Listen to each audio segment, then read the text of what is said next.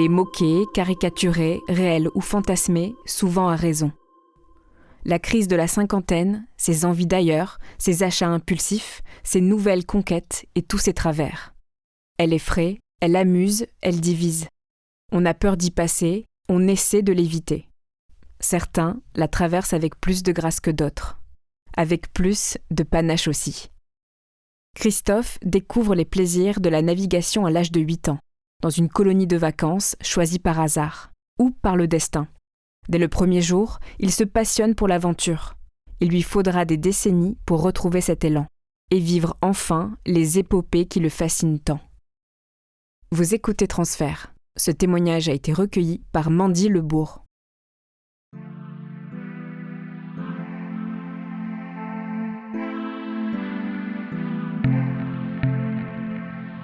Chaque été, depuis mes 8 ans, mes parents m'envoient en camp de vacances où je vais apprendre la vie en collectivité et la vie de la mer.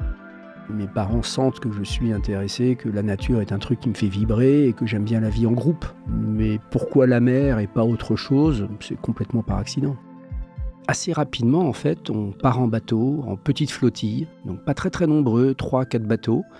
Et puis, le soir, on s'arrête sur une île, il faut trouver l'endroit où on va dormir, faire le feu.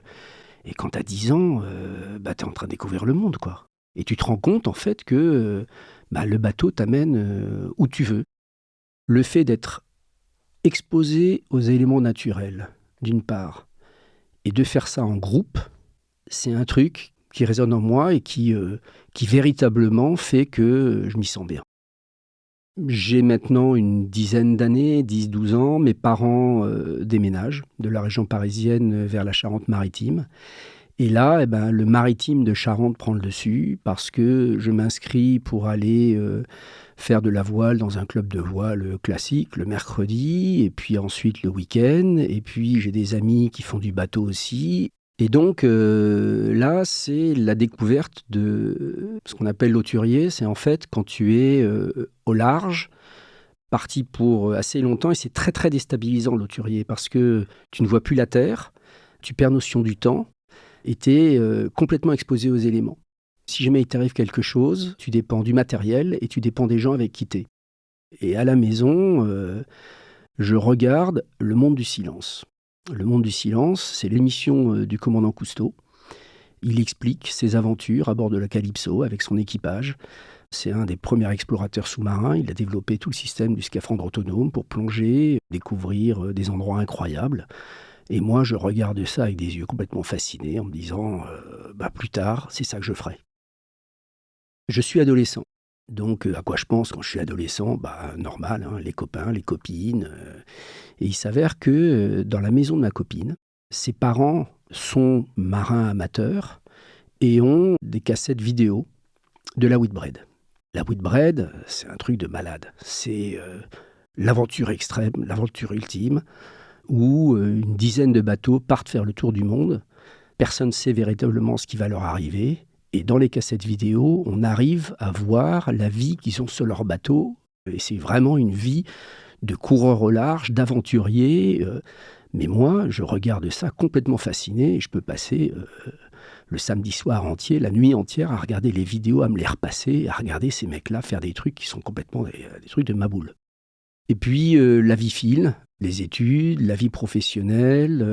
Je travaille dans la publicité, me marie et des enfants. Je choisis de vivre principalement à l'étranger. J'habite à Barcelone. Grosso modo, une vingtaine d'années passent sans que le bateau existe dans ma vie parce que le boulot a pris le dessus, quoi. Et puis, je prends conscience que ma vie m'échappe, qu'en fait, je cours comme un malade. Et puis, il y a des choses essentielles qui me plaisent que je ne fais pas. Et donc, un petit peu du jour au lendemain, je décide de me remettre à la voile. Donc, j'achète un bateau et décide de me mettre dans la compétition hauturière. C'est du large, donc transatlantique. On traverse l'Atlantique, c'est 2 semaines de mer à peu près. Et là, je me sens véritablement en harmonie avec moi-même. J'ai maintenant 55 ans. Je suis bien parce que je fais du bateau de façon très régulière, mais je me rends compte aussi que je suis un peu comme la mouche qui cogne contre la paroi de la vitre. J'ai besoin d'avancer, mais que j'avance plus.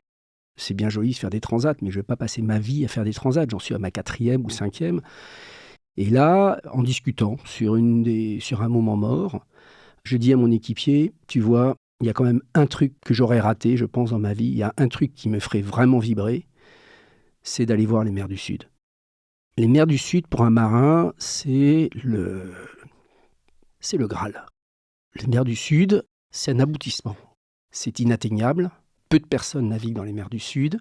Et aucun marin qui est revenu des mers du Sud n'est pas revenu transformé. Mais c'est impossible. On ne peut pas aller dans les mers du Sud, ça n'existe pas. Il n'y a que les marins professionnels qui peuvent aller dans les mers du Sud dans des conditions extraordinaires ou des grands explorateurs. Mais pas moi. Pourquoi c'est inatteignable ? D'abord parce que les mers du Sud, c'est des conditions météo qui sont épouvantables, des dépressions, donc des vents qui sont très violents, qui soufflent 365 jours par an. Mais ça, c'est réservé à des professionnels. Moi, je n'ai pas la capacité de me mettre dans ce type d'engagement. Ça demande trop d'argent, d'engagement et de sacrifice pour pouvoir le faire. Donc, les mers du Sud, c'est inatteignable. Ou alors, si, c'est atteignable dans un bateau de croisière au départ du sud de l'Argentine, avec une flopée de 50 ou une centaine d'autres touristes qui vont regarder les pingouins et les icebergs. Mais moi, c'est pas ça, les mers du Sud. Les mers du Sud, elles doivent se conquérir. C'est comme si j'allais monter en haut de l'Everest en hélicoptère. Ça n'a aucun sens. C'est quasiment comme si tu devais souffrir pour pouvoir la mériter. Donc c'est un regret.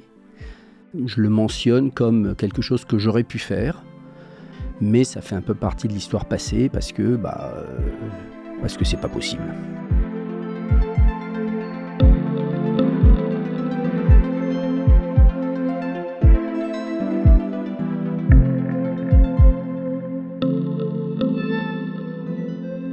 Un an plus tard, on est en plein Covid.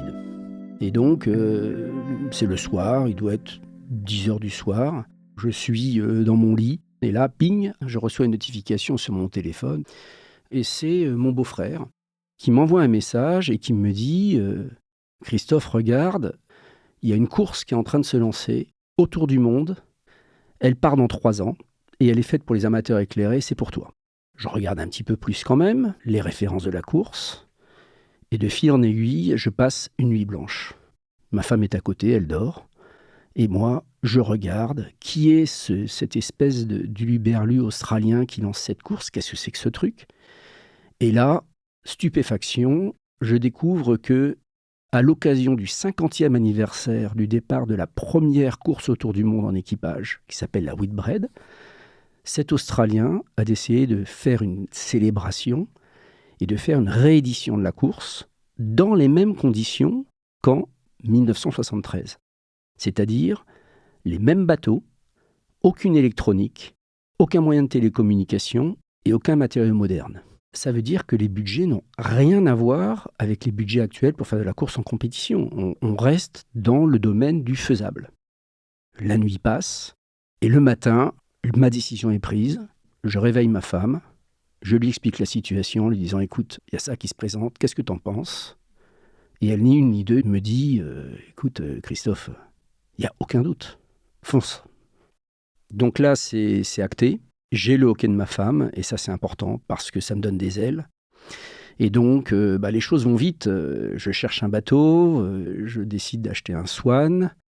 C'est à un bateau ce que serait une Rolls ou une Bentley aux voitures. Donc un vieux Swan de 50 ans a une valeur sur le marché. Et donc je me dis, oui, il y a un sacrifice financier, mais en fait c'est une immobilisation. Je vais mettre de l'argent de côté, je vais investir dans le bateau. Donc si tout se passe bien, au retour, je revends le bateau et je récupérerai grosso modo ma mise. Après tout, je préfère me faire enterrer dans un cercueil en sapin ou m'être mis à la terre directement que de me faire un beau mausolée en marbre et de profiter de ma vie. Je trouve un Swan à Rome, je vais à Rome, je vois le bateau. 10 jours plus tard, le bateau est de retour à Barcelone. Et là, on commence à attaquer dans le dur. Il faut mettre le bateau à sec, tout démonter et tout refaire parce qu'un bateau qui a 50 ans, il ne peut pas faire le tour du monde. Et donc assez rapidement, je comprends qu'il faut avoir beaucoup de monde autour de moi qui non seulement vont participer financièrement au projet et aider à soutenir ça, et puis surtout, c'est qu'on navigue à l'ancienne. Et naviguer à l'ancienne, ça veut dire que il n'y a aucune électricité sur le bateau, il n'y a pas de carbone, les voiles sont en dacron, c'est du nylon ancien, donc elles sont très lourdes, les manœuvres sont exténuantes, et donc le bateau va devoir fonctionner avec 12 personnes à bord, ce qui est monstrueux, qui sont en fait 2 équipages de 6, on appelle ça une bordée. Il y en a 6 qui travaillent sur le bateau, qui font marcher le bateau, et 6 qui dorment. Donc le bateau, c'est pas compliqué, il n'y a pas non plus la place pour tout ça.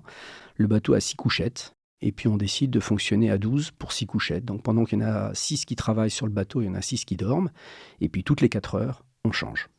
Mais la navigation va durer probablement de l'ordre de 8 mois à peu près pour faire un tour du monde.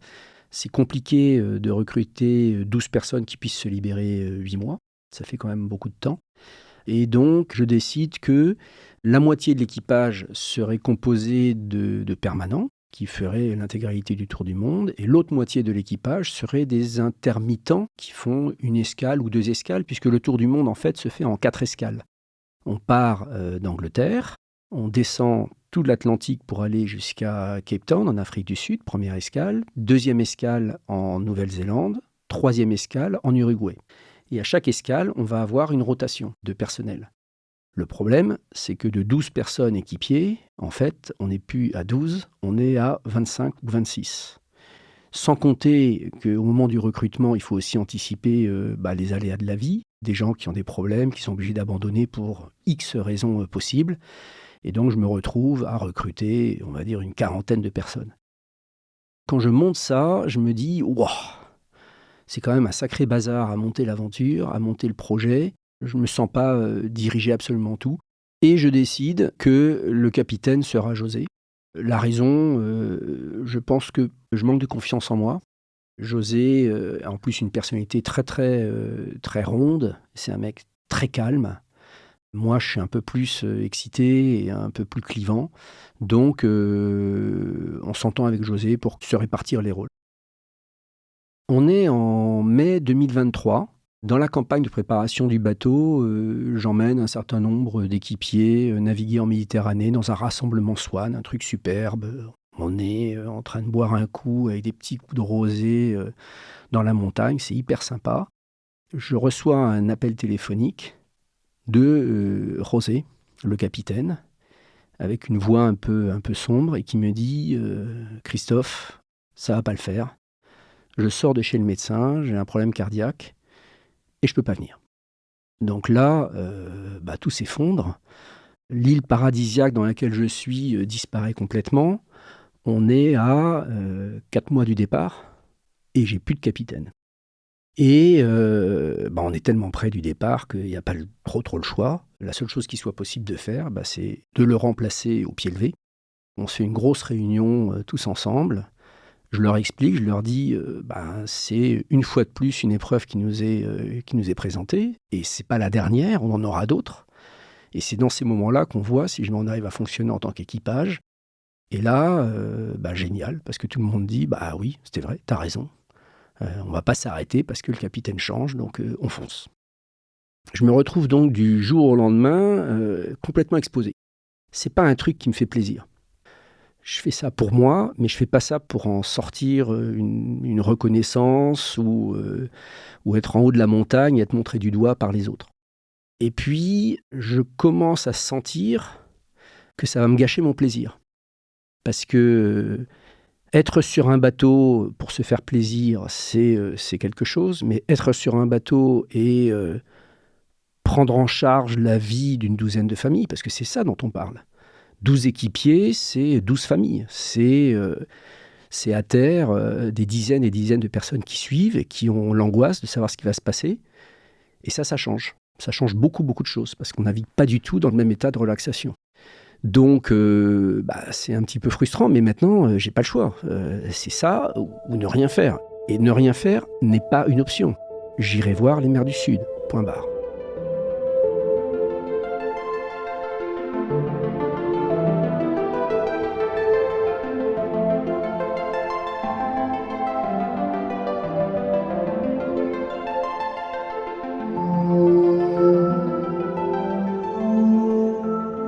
Le départ de la course est prévu le 10 septembre 2023, depuis l'Angleterre. Mais nous, on n'est pas en Angleterre. Le bateau, il est à Barcelone, en Espagne. Donc en fait, pour nous, le départ, c'est pas le 10 septembre, mais c'est le 1er août.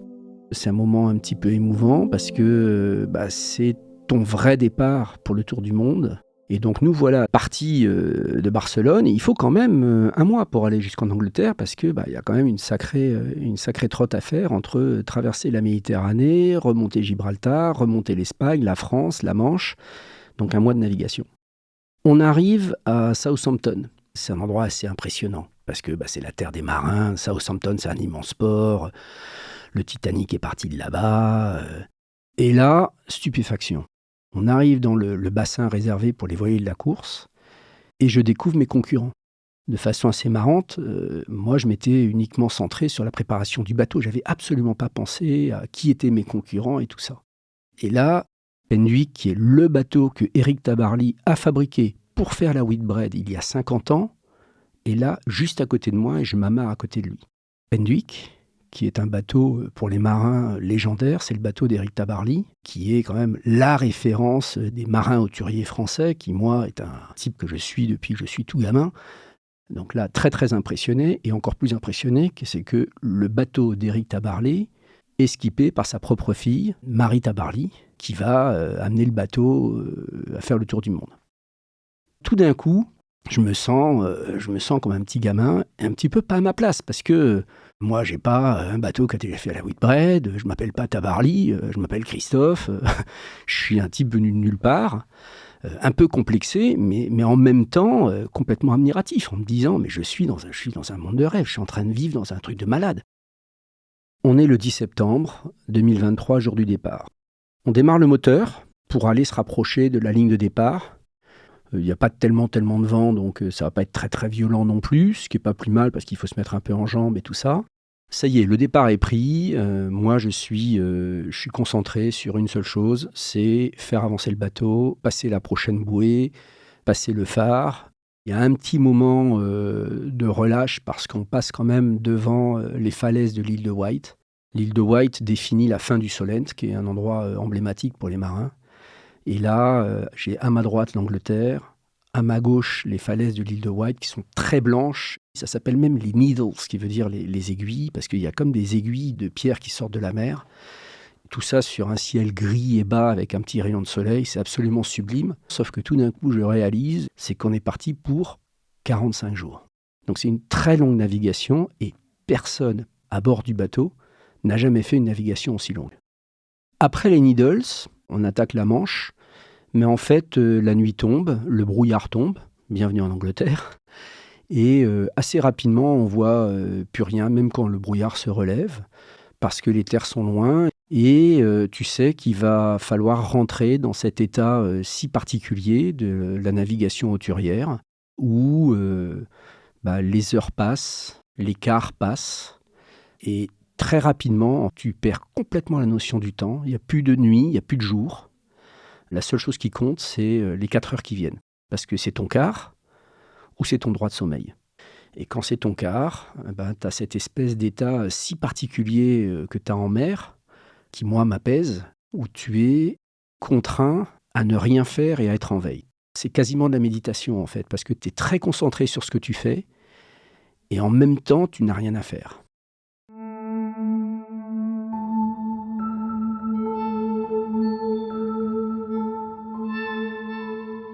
On est en mer depuis 2 semaines maintenant environ. Et là, on est en train de réaliser qu'on a fait rien. On a fait un tiers du chemin. Et ce qui est terrible, c'est que comme on navigue à l'ancienne, c'est-à-dire qu'on n'a pas de GPS, on n'a pas de cartographie électronique, on a des cartes papier qui font 1,50 m ou 2 mètres de large, avec une règle, et puis tous les jours, on met notre point. Mais c'est terrible parce que le trait sur la carte, il n'avance pas.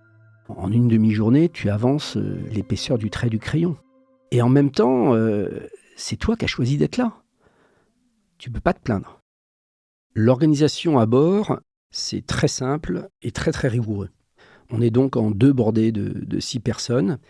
On dort 4 heures, on travaille 4 heures. Et ça tourne de façon permanente comme ça. Sauf que là, tu as une particularité, c'est que ces 4 heures qui vont s'enchaîner sur 4 heures, qui vont s'enchaîner sur 4 heures, et qui vont faire une journée, qui vont faire une semaine, et puis qui vont faire 1 mois et demi. La relation avec les autres membres d'équipage, elle est assez particulière. D'abord parce qu'on est en 2 équipages de 6, 2 bordées de 6. Et l'autre bordée de 6, tu la vois quasiment pas. On est quand même fatigué, on dort peu, on mange mal, 6 semaines sans se laver. On est quand même dans des conditions assez extrêmes, et donc la nature même de l'homme en ressort. Et donc très facilement, tous les petits problèmes qu'on peut avoir, c'est de la faute à l'autre.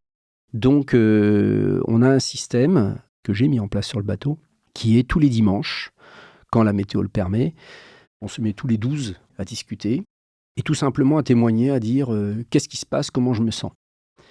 Chacun fait ressortir son état, ses frustrations, ses joies. Et là, c'est très intéressant parce que on a tendance à se concentrer sur le micro-phénomène. La tasse à café qui n'est pas propre dans l'évier, c'est quand même pas la fin du monde. Et on oublie qu'on est au milieu d'un océan, sur un bateau qui fait 15 mètres. Un équipier dit à un moment, mais les gars, on est dans une capsule spatiale. On a quelques centimètres carrés de vie. On n'a aucun élément de privacité ou d'intimité, aucun. On vit un truc complètement extraordinaire qui nous a fait rêver, et on est en train de regarder qu'on n'a pas lavé la tasse sale, on marche sur la tête. Alors moi, dans ces moments-là, c'est assez compliqué parce que c'est complètement schizophrénique. Je suis Christophe l'individu, mais je suis aussi le capitaine. En tant que capitaine, tu ne peux pas faire transpirer tes doutes. Et donc, je comprends que les autres ne me regardent pas en tant que Christophe.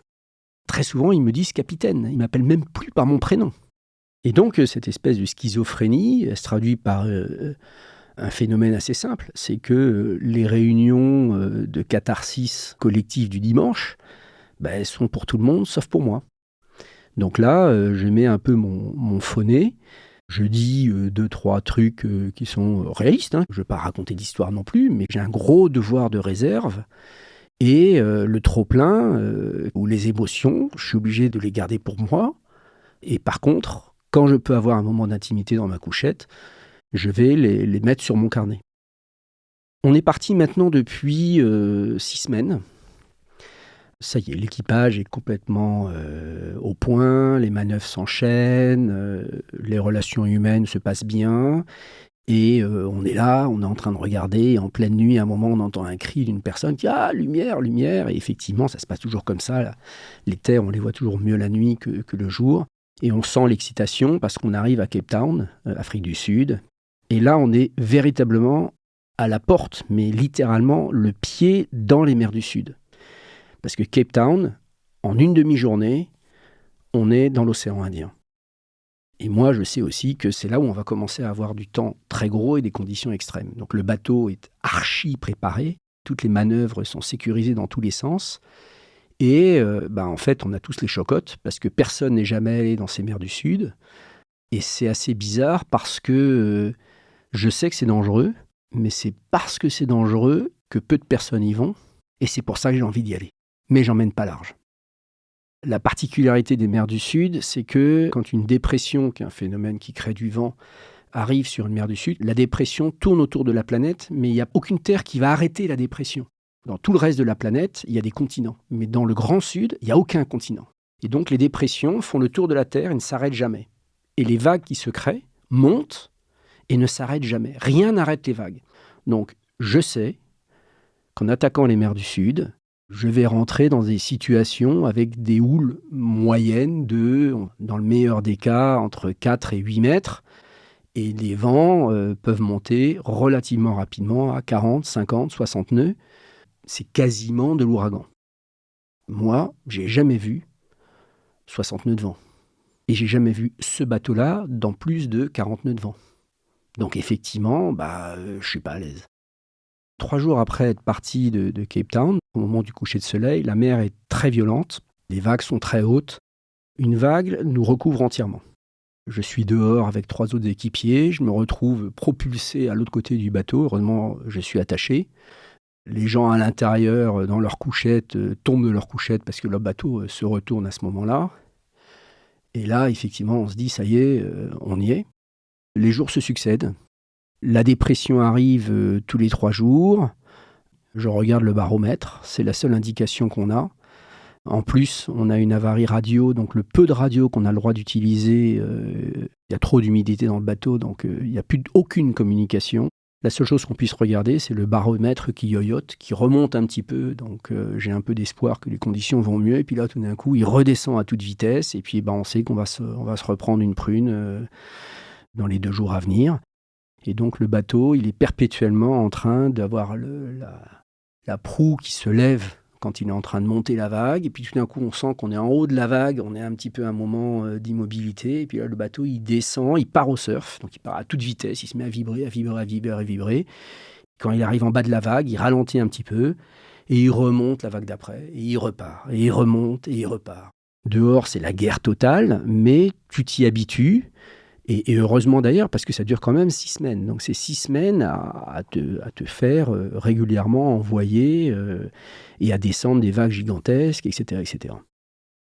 Ce qui est magique, en fait, dans la navigation à l'ancienne, à savoir sans électronique, c'est que non seulement tu es coupé du monde, donc tu n'as aucune notion de ce qui peut se passer sur la planète. C'est une belle expérience. Et tu n'as aucun moyen de géolocalisation. Donc tu ne sais pas où tu es, tu ne regardes aucun écran. La seule chose que tu as, c'est une carte de papier. La carte de papier, dans les mers du Sud, c'est une carte qui doit être la plus économique à fabriquer parce qu'il n'y a rien dessus. Il n'y a que de l'eau, sauf à un endroit où il y a écrit « Île Kerguelen ». Alors moi, c'est mon enfance, c'est les cours de géographie où les profs t'expliquent que l'endroit le plus reculé au monde s'appelle les îles Kerguelen. Moi, j'ai lu dans mon enfance des bouquins sur les îles Kerguelen parce que c'est effectivement, c'est une autre planète. Personne n'habite là, les espèces d'oiseaux sont des espèces incroyables. Et quand tu es en bateau, que tu regardes et tu te dis « Waouh, je suis en train de passer au large des îles Kerguelen, je suis vraiment au bout du monde ». Sur les 6 semaines de navigation, le truc incroyable, c'est que tout est gris. Il n'y a pas de couleur. La mer est grise, les ciels sont gris, les nuages sont gris, la faune maritime est grise aussi. Tout est en nuances de gris. La chromatique que je vois dans l'océan Indien, elle est particulière parce que le fait que ça soit entièrement gris me déracine complètement par rapport à ce que je peux connaître. Je suis dans un autre référentiel. Et je commence à comprendre les marins qui témoignent et qui disent il y a un avant et un après. Parce que je découvre quelque chose dont je ne soupçonnais pas l'existence et que je ne pouvais pas imaginer. Si je vais naviguer les mers du Sud pour voir quelque chose que je me suis imaginé, c'est juste la concrétisation d'un truc que j'imaginais. C'est pas la découverte. La découverte, c'est l'inattendu. Je suis en train de barrer. Il est très tôt le matin. Il doit être 5 heures. Je viens de prendre mon quart. Il fait très très froid. Il n'y a personne sur le bateau. Et là, à un moment, le soleil qu'on voit jamais dans l'océan Indien, à ce moment-là, perce pile dans l'axe du bateau. Le bateau monte dans la vague, donc je vois un rayon de soleil pile dans les yeux. La prochaine vague que le bateau va attaquer se lève et cache le soleil en laissant passer un rayon de lumière verte. Tout mon champ de vision est inondé de vert. Le bateau s'engouffre dans la vague pour glisser le long de la vague, donc se met en accélération, donc se met à vibrer. Et là, il y a une espèce de moment d'extase en se disant « mais je suis en train de vivre quelque chose qui est absolument unique ». Et à ce moment-là, quand le bateau se met à accélérer dans sa vague, surgit derrière la vague un albatros. Et l'albatros, c'est un oiseau qui fait 2,50 m d'envergure. C'est un oiseau, on ne voit jamais un albatros battre des ailes. C'est un oiseau qui étend ses ailes comme un planeur et qui est capable de voler pendant des heures et des heures. Moi, je sens le temps s'arrêter. Je sens que je vis une seconde d'éternité qui ne me quittera jamais. Je crois que je touche du doigt ce pourquoi je vis. Et je touche du doigt ce qui fait que la vie est intéressante. Ou c'est comme ça que je le sens, du moins. Je pense que c'est parce que le prix à payer est très élevé que le moment est complètement amplifié. Je ne pourrai plus jamais regarder le monde avec les mêmes yeux. C'est impossible.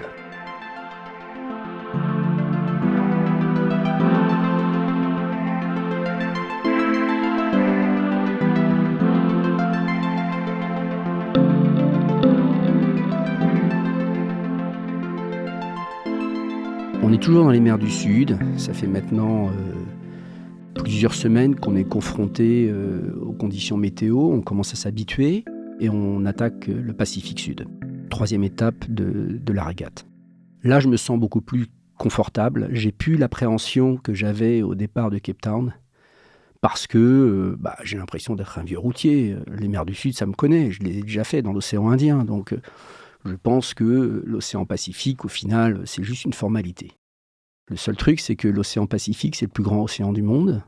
La seule chose qu'il y a devant toi, c'est quasiment 2 mois d'eau, 2 mois de mer, avec rien. Littéralement rien. Et donc, je pars assez confiant sur la capacité du bateau et de l'équipage de faire face, mais avec cette angoisse d'aller vers la plus grande étendue qui existe au monde, que les marins appellent le point Nemo, qui est le point le plus reculé, le plus loin des terres de toute la planète. Quand on est au point Nemo, l'humain le plus proche, c'est les personnes qui vivent dans la station spatiale. Et c'est assez bizarre parce que le point Nemo, qui est un point complètement virtuel, c'est un point, une coordonnée sur une carte. En fait, pour moi, j'ai l'impression en m'approchant du point Nemo que je rentre dans un endroit désertique, parce que plus j'avance, plus je m'éloigne. Et tout d'un coup, au point Nemo, ça y est, les choses changent, je me rapproche de la Terre qui est de l'autre côté. Je me sens quand même vachement soulagé. Sachant que l'autre côté, c'est quand même un point qui est redouté par les marins, parce que c'est le Cap Horn, qui est l'endroit le plus indésiré au monde. Et quand on voit un marin avec une boucle d'oreille à l'oreille gauche, c'est qu'il a passé le Cap Horn. Ça va à ce point-là. Et c'est un endroit qui a vu beaucoup de naufrages, parce que les conditions météo sont absolument dantesques. Et les mers sont vraiment violentes, autant en termes de vent qu'en termes de vagues. Ce qui fait la particularité du Cap Horn, c'est que l'océan Pacifique rencontre l'océan Atlantique. Donc normalement, quand 2 océans se rencontrent, ça fait des courants un petit peu dans tous les sens. Et que la cordillère des Andes, qui descend toute l'Amérique latine, se finit au Cap Horn, mais il ne faut pas s'imaginer qu'elle s'arrête à la surface de l'eau. En fait, elle continue sous l'eau. Donc il y a une chaîne montagneuse sous la mer qui est pile poil à l'endroit où les 2 océans se rencontrent. Il y a les dépressions, les courants, les mers, et effectivement, tu passes le Cap Horn quasiment tout le temps dans des conditions dantesques. Malgré tout, moi j'approche le Cap Horn plutôt serein. C'est pour moi une marque de parcours qui peut-être est tellement établie pour beaucoup que pour moi, c'est pas mon tour du monde, c'est pas le Cap Horn. Je vais chercher les mers inconnues, les mers non explorées. On arrive au Cap Horn après 4 semaines de navigation et là, les conditions deviennent franchement mauvaises. Donc je ne sais pas comment ça va évoluer, mais le baromètre descend tellement bas que même le barographe, qui est une petite aiguille dans une boîte, bute tellement la dépression est creuse. Et le bateau est très peu manœuvrable. Et là, je découvre l'expression « voir la mer fumer ». C'est-à-dire que le vent est tellement fort que les vagues ne peuvent même plus déferler. Dès que l'eau essaye de s'échapper de la vague, elle se vaporise et devient de la brume, de la fumée. Et donc la mer, littéralement, fume. Le bateau avance poussé par le vent, mais malgré tout, à un moment, juste avant de passer le Cap Horn, on s'approche vers la terre, le vent est fait de telle façon qu'on ne peut plus continuer, parce qu'autrement on va se mettre sur les cailloux, on va s'écraser contre l'Amérique latine. Donc il faut empanner. Empanner, c'est virer avec le vent en arrière, le vent derrière le bateau. C'est quoi la difficulté ? C'est que les voiles sont d'un côté du bateau, et puis à un moment, il faut mettre le bateau dans un certain angle, et puis les voiles passent assez violemment de l'autre côté du bateau.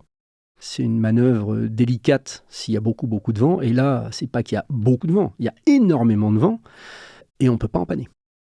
Il n'y a aucune visibilité, l'eau doit être à 3 ou 4 degrés et on est tous attachés, doublement attachés sur le bateau parce que on sait que particulièrement dans ce moment-là, si quelqu'un passe à l'eau, il y a 0 possibilité d'aller le chercher. C'est impossible. Si quelqu'un tombe à l'eau, on continue, on ne fait pas marche arrière. C'est impossible de faire marche arrière, on n'arrive pas à manœuvrer le bateau. Donc c'est quand même très tendu. Il faut s'y prendre à 4 fois pour réussir à empanner, parce qu'à un moment, le bateau va virer, la vague prend dans l'autre sens, parce que le bateau est vraiment, vraiment dans ses limites de manœuvrabilité. Et là, magiquement, dès qu'on passe la pointe sud du Cap Horn, qui est la pointe sud de l'Amérique latine, en 2 heures de temps, tout se calme. On met le clignotant à gauche, c'est tourné littéralement à 90 degrés et remonter vers l'Europe. Moi, ça me donne un sentiment de libération. J'ai l'impression de rentrer à la maison. Sauf qu'on n'est pas à la maison parce qu'on est en plein milieu de la mer de Patagonie, c'est-à-dire au milieu de nulle part. Quelques jours plus tard, alors qu'on est dans des mers complètement désertiques, et on est au large des îles Malouines, et là, je commence à voir au loin des lueurs. Et puis, au fur et à mesure qu'on s'approche de ces lueurs, elles deviennent de plus en plus lumineuses. Et la lueur devient des points précis. On commence à voir non pas 1, mais 10, 20, 50 énormes points de lumière. Et là, je vois devant moi une armada de bateaux éclairés avec des projecteurs monstrueux. Il doit y avoir autour de chaque bateau, 400, 500 projecteurs. Pleine balle qui éclairent la mer. Et un équipier du bateau, qui est ancien marin-pêcheur, m'explique que ce sont des bateaux qui pêchent sauvagement le calamar, et c'est des bateaux chinois. Alors je me précipite vers la carte pour essayer de comprendre ce qui se passe. Et là, en fait, on est dans une zone de non-droit, parce qu'on est aux limites des eaux des Malouines, qui sont des eaux hyper poissonneuses, mais qui sont des eaux argentines. Donc on n'a pas le droit de pêcher dans les eaux argentines si on est international. Mais juste au-delà de cette limite-là, c'est des eaux internationales. Et donc les bateaux ont le droit de pêcher.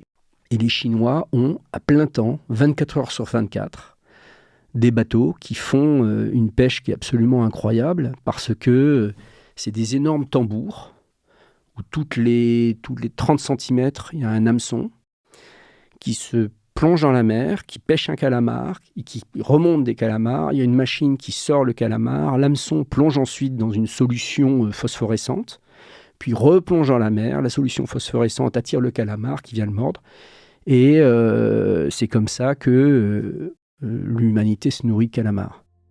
Pour moi, c'est un très dur retour à la réalité, parce que j'ai passé 6 mois en mer, dont 4 dans les océans du Sud, où on ne voit rien sauf la nature à son état le plus sauvage qu'on puisse imaginer. Et là, c'est un retour à la civilisation, mais le retour à la civilisation, il est très, très, très dur.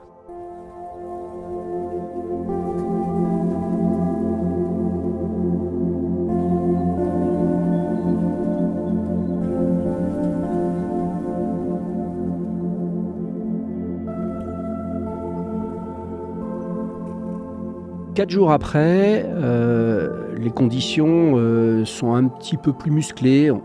Je ne suis plus angoissé parce qu'on sait qu'on est dans des mers plus clémentes. Mais quand même, on a du vent contre nous, donc le bateau souffre, tape dans la mer. Mais bon, c'est comme ça, il faut remonter vers le nord. On remonte vers le nord.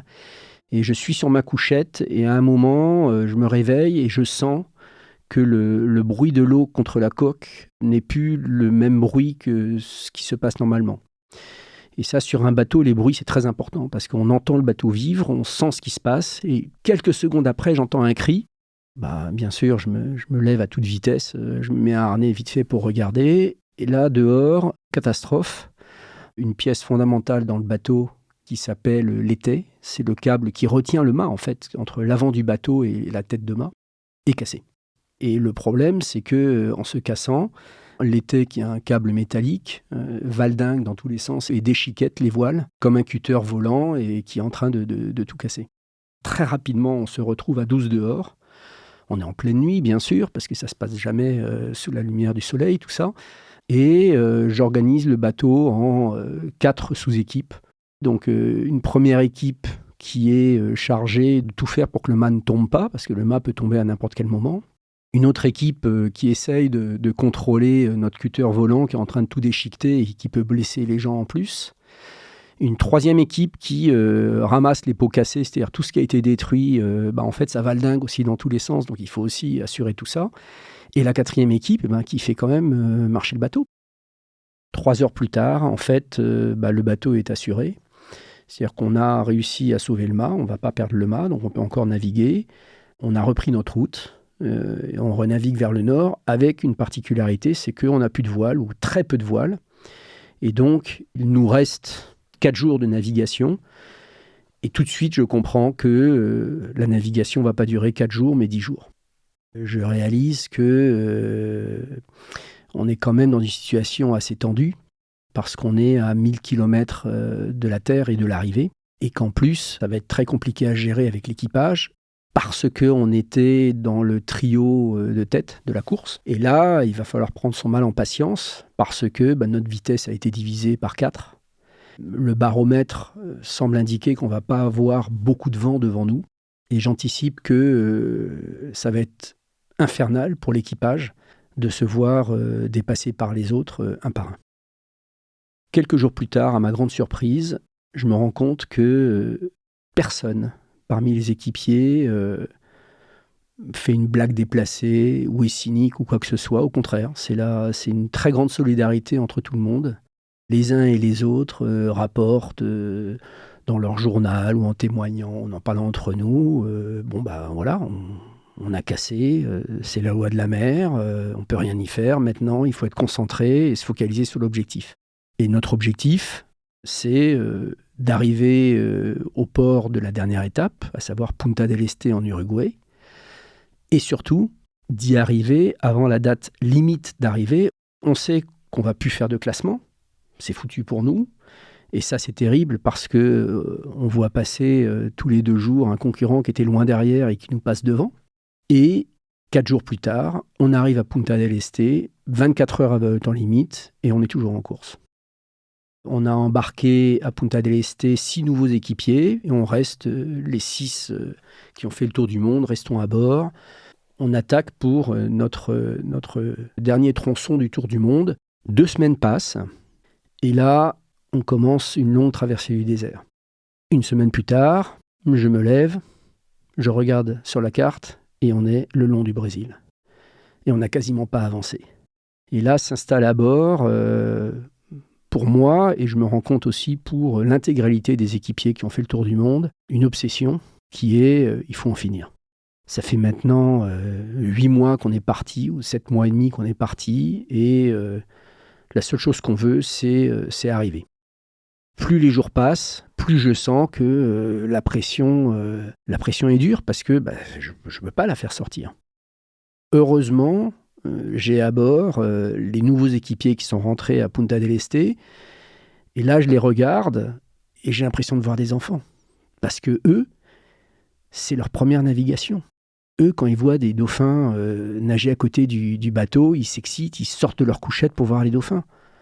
Moi, ça fait 8 mois que j'en vois sauter des dauphins autour du bateau et j'ai plus envie de bouger, et heureusement qu'ils sont là, parce qu'eux, ils me rappellent que c'est quand même incroyable d'être sur un bateau avec des dauphins qui nagent autour. Et c'est eux qui me permettent de prendre quand même sur moi et de continuer et d'avancer. Et là, on passe l'Équateur, on passe Madère, et puis là, ça y est, on arrive à la maison. On sent qu'il y a encore quelques îles, on va bientôt avoir Gibraltar, et puis ça y est, je passe Gibraltar, on passe la Bretagne, et puis on va rentrer en Angleterre. La remontée, elle est longue. Moi, je suis fatigué, j'ai qu'une seule envie, c'est d'arriver. Il n'y a pas énormément de vent, on a du courant contraire en plus. Et puis, ça y est, on rentre dans le Solent. Je sais que c'est une question d'heure pour arriver. Je regarde dehors, et là, je vois à gauche des terres, l'Angleterre. Et à droite, je vois les Needles. C'est les falaises blanches de l'entrée du Solent, avec cette lumière, ces falaises toutes blanches, avec le ciel gris. Et là, je regarde ces falaises, et tout d'un coup, comme un flash, je réalise que j'avais les falaises du Solent à ma gauche, 8 mois avant, et là, je les ai à ma droite.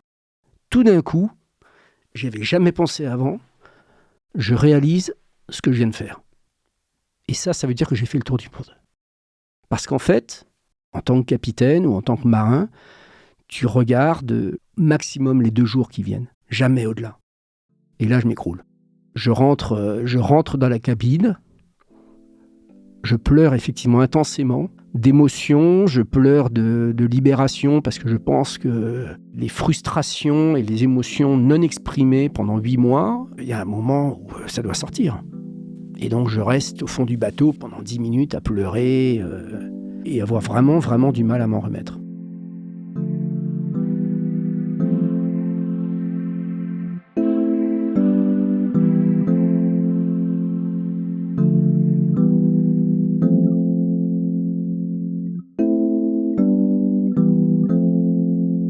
Quand j'arrive en Angleterre, c'est la fin de la course. Pour quasiment tout l'équipage, c'est la fin du Tour du Monde. Mais moi, je suis capitaine du bateau. Et arriver en Angleterre, c'est pas mon retour encore.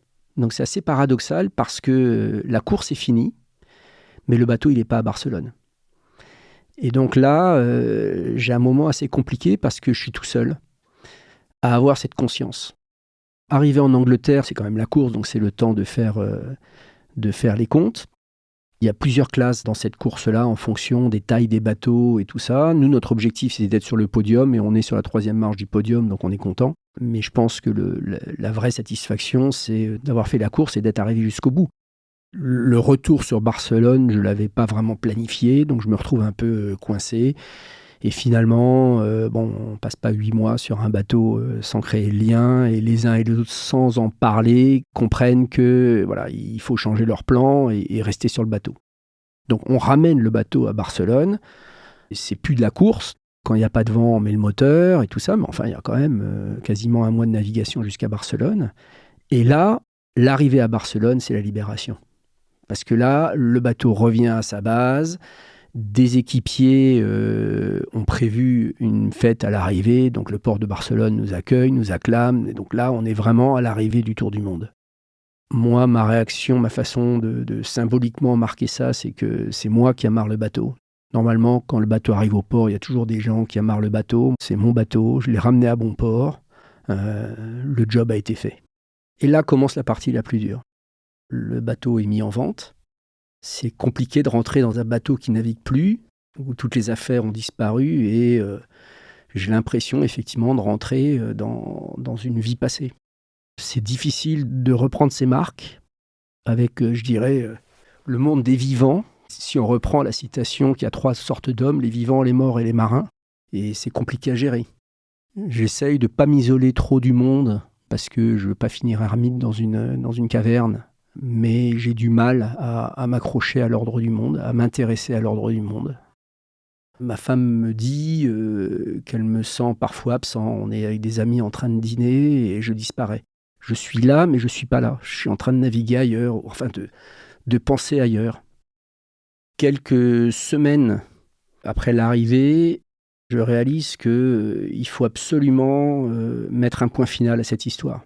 Parce que je sens que j'ai trop de blessures ouvertes. C'est vraiment comme une cicatrice que tu ne peux pas oublier.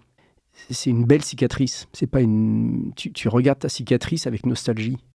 Et donc je décide d'écrire un livre. Pas du tout pour le public ou quoi que ce soit, mais simplement parce que je sens que c'est nécessaire de boucler l'aventure. Puis je me rends compte, quelques mois après, que le livre n'a pas été suffisant pour extraire de moi ce que j'ai vécu. Et puis avec le temps, je me rends compte que ce qui me semblait essentiel avant est devenu vraiment superflu. Mon premier réflexe, c'est de me fixer des priorités de vie. La première priorité de vie, c'est de profiter du temps qui passe avec les gens que j'aime, d'une part. Et d'autre part, c'est complètement idiot et j'arrive pas à l'exprimer autrement, mais c'est à trouver le beau tous les jours. Et depuis que je suis rentré, il n'y a pas eu une journée où j'ai pas trouvé le beau. Et en fait, c'est pas très très compliqué, sauf qu'on oublie et qu'on prend pas le temps. Aujourd'hui, j'ai 61 ans, après avoir vécu 8 mois sans aucun élément de télécommunication. J'ai fait un petit calcul. Si je vis jusqu'à, on va dire, 80-85 ans et que je passe 1 minute par jour à scroller sur Internet, je brûle 1 semaine de vie. Je ne suis pas prêt à brûler 1 semaine de vie. Donc, j'ai aucun réseau social. Penser que dans le Grand Sud, il y a, en ce moment même où je parle, il y a des albatros en train de voler. Ça permet de voir le monde vraiment différemment.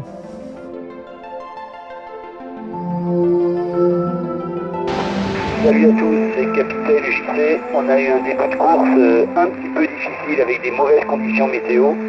Mais là, ça fait 3 jours qu'on est en maillot de bain, l'eau est à 27 degrés. On a du vent qui nous pousse, on essaie d'aller vite, de se sortir de cet endroit de la côte brésilienne qui est très très longue. Et on a plutôt le moral. L'objectif, c'est d'arriver dans les Alizés d'ici une semaine. Demain, on fête la première semaine à bord.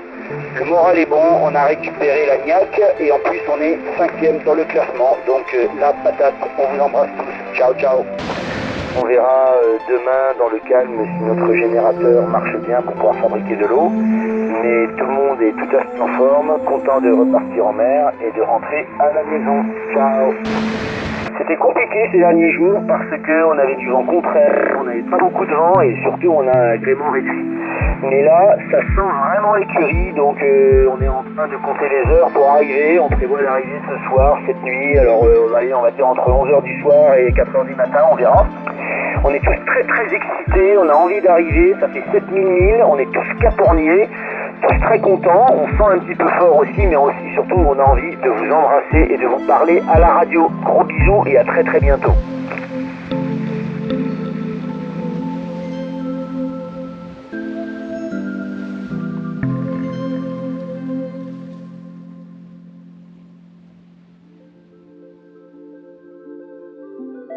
Vous venez d'écouter Transfert. Ce témoignage a été recueilli par Mandy Lebourg. Transfert est un podcast produit par Slate. Direction et production éditoriale, Sarah Koskiewicz et Benjamin Septem-Ours. Chargée de production, Astrid Verdun. Chargée de post-production, Mona Delahaye. Prise de son, Johanna Lalonde. Musique originale, Thomas Loupias. L'introduction a été écrite par Sarah Koskiewicz et Benjamin Septem-Ours. Elle est lue par Aurélie Rodriguez. Retrouvez Transfert tous les jeudis sur slate.fr et sur votre application d'écoute préférée. Découvrez aussi Transfert Club, l'offre premium de Transfert. 3 fois par mois, Transfert donne accès à du contenu exclusif, des histoires inédites et les coulisses de vos épisodes préférés. Pour vous abonner, c'est simple, rendez-vous sur slate.fr/transfertclub. Vous pouvez aussi vous abonner à notre newsletter, notre compte Instagram et rejoindre le Discord de Transfert. Toutes les informations nécessaires sont disponibles dans la description de l'épisode. Pour proposer une histoire, vous pouvez nous envoyer un mail à l'adresse transfert@slate.fr.